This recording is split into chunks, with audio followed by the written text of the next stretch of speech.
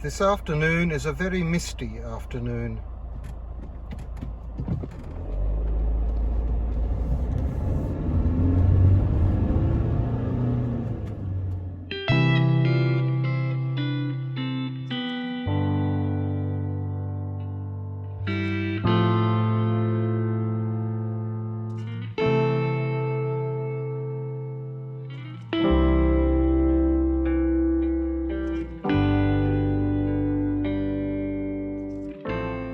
Welcome to another week. I've got something a bit different to start this week with. I've got something to test out together, so I'll just quickly show you. What I've got in front of me are 3 different satellite communication devices. We've got this one from Zoleo, and we've got 2 Garmin devices, the Garmin inReach and the inReach Mini. There's now an updated version of this, the inReach Mini 2, but we only have access to this one for now, but we're assuming that the Mini 2 is kind of along these lines. We're quite keen to see if any of these satellite communication devices would be of any use to us on our property. I do know that these satellite communication devices can have limitations in terms of being able to receive signals in built-up areas, but that doesn't apply to us. In slopey areas, that certainly applies to us, and in woodland, and that most definitely applies to us. So that's how we've got these to test. I'll go into a bit more detail. I'm just sort of introducing you to one of the main things we'll be doing this week, but I'll go over things like the operating systems and costs. But our main priority to begin with is to find out if they even work at all on our property, which is hilly and mostly in woodland. We can be up in our woodlands behind the house alone with chainsaws, potentially encountering snakes. Will and I like to run. Will goes much further than me, but he goes at night, and there's not a lot of mobile phone reception around us. And what with my leg injury, we've come to realise that it would be very unpleasant to encounter some sort of accident and not be able to communicate with people. But if none of these work in our environment, then maybe it's a moot point, and maybe there's no point bothering because they're not that cheap. I'll look into it, we'll do some testing, and we'll see how it goes.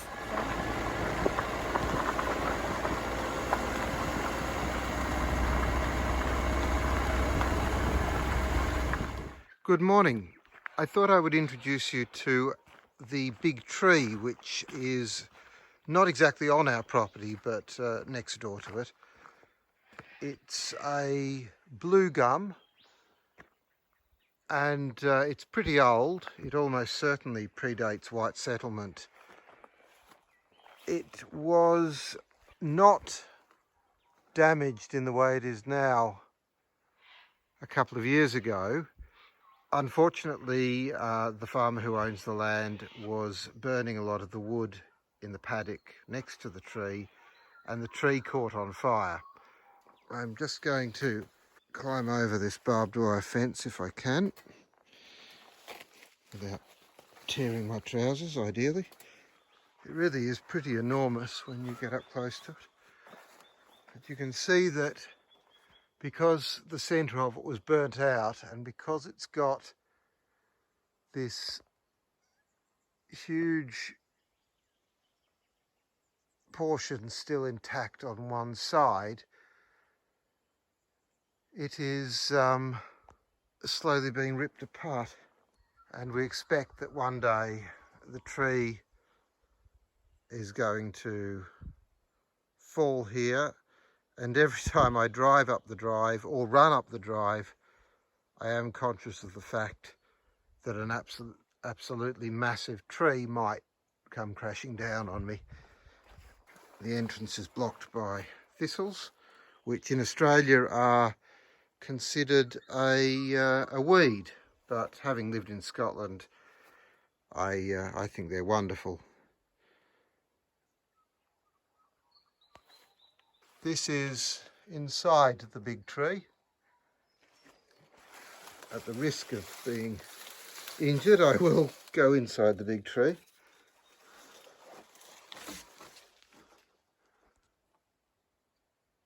Good morning.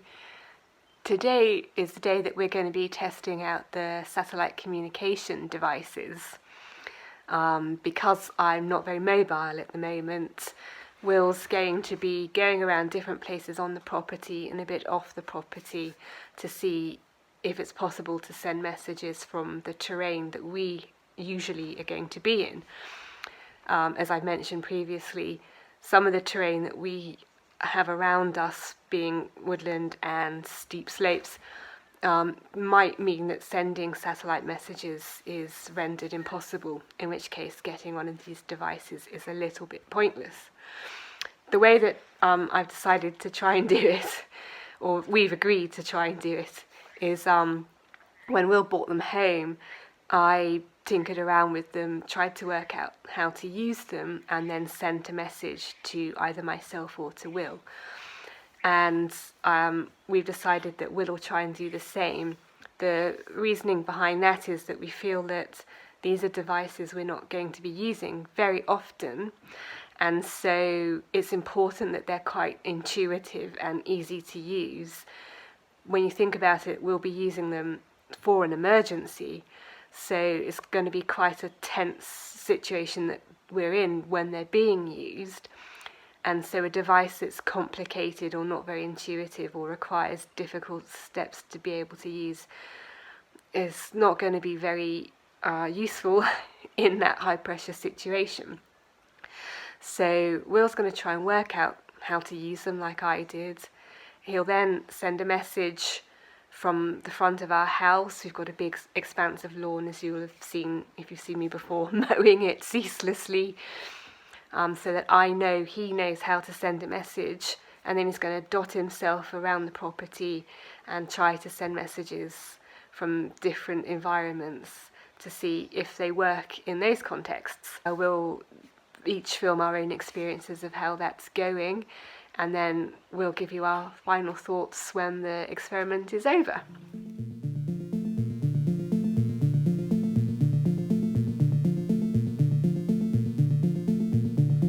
I am here in a fairly heavily wooded area adjacent to our property to test 3 satellite communication devices: the inReach, the inReach Mini and the Zoleo. Okay, to begin we're going to test the inReach. Simply type test 1. And one advantage of the inReach is it's got a large coloured screen and makes it pretty clear when the message has actually been sent. While that's doing its thing, I might as well turn on the inReach Mini, which is the second device I wish to test. It's currently waiting for GPS, and when it has GPS is when it should send the messages.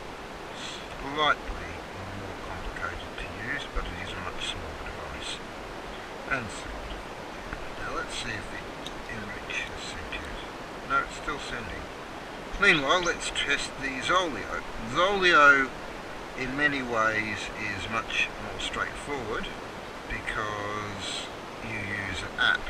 Test 3 is the message. Well, unfortunately, I think I have to conclude that this is not working in this terrain.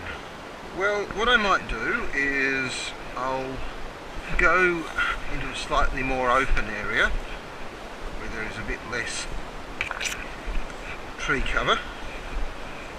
Let's try it now. Okay, I'll begin.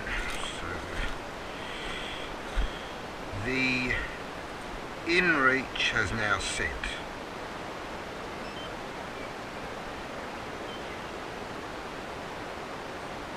I'm now on our fire break, which is higher on the property and is a much more open area. The first test wasn't brilliant in many ways, partly because I was trying to figure out how the devices work, and partly because it was pretty heavily wooded, and that did seem to be making it difficult for the devices to connect to the satellite. However, I'm hoping that this next test from this area goes okay. Okay, I'm now in a fairly heavily wooded part of our property, and I don't hold out a lot of hope that any of these satellite devices will work particularly well here, but let's see. Well, that did work. All three devices did send messages from here, but I did have to move around a bit, in some cases to an area where there was a bit more exposed sky, and it wasn't an instant process. This is the sort of tree cover that we're dealing with. On my way down the hill, I thought I might randomly stop in another spot. This is what the tree cover is like here, pretty similar to the last spot, and try once more just to see how this works. Well, there you have it. We've finished our testing now, and we've come to a conclusion and a decision about what we plan to do going forward. So, as you'll have seen, Will went to different locations on and near to our property and tested all three devices to see how well they're able to transmit messages in case of an emergency. They've all got an SOS function, but obviously we didn't use that. That's quite serious. That actually alerts the emergency services. We were just trying to send messages from the device to me. And so this is the conclusion of what we discovered. I just quickly wanted to show you when we set it up to send emails. So I received an email with also a link to a location. And this is what happens when you click on the link. So it takes you to a map, and then you can zoom in and in and in, and you eventually get to a layer of photographic information. And so it's therefore very easy to very accurately pinpoint where the device transmitted from. That's quite important to us because it's one thing sending a message to say that you require help, but we could be anywhere within quite a big radius of the home or quite far from home. So being able to link to geographical information like that is very helpful and something we definitely wanted it to be able to do.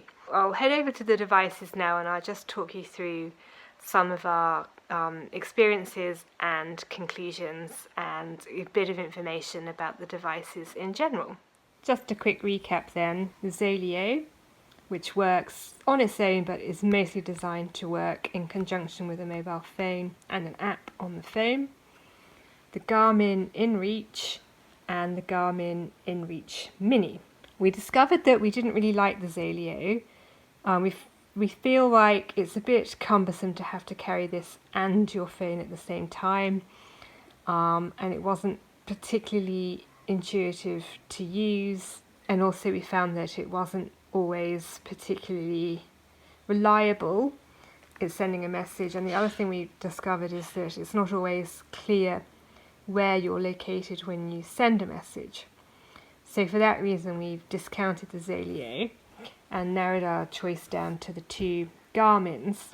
And of the two Garmins, the Garmin inReach is definitely much more intuitive than the Mini.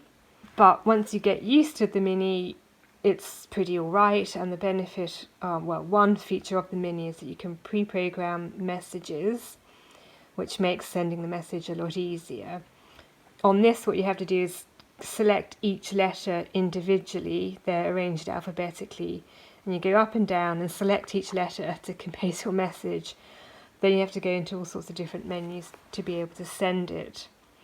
This one is much simpler. It's a QWERTY keyboard essentially that you toggle, and then you compose your message and you send it. And we also found that it was a bit more intuitive to know when you had sent a message on the inReach than the Mini 2.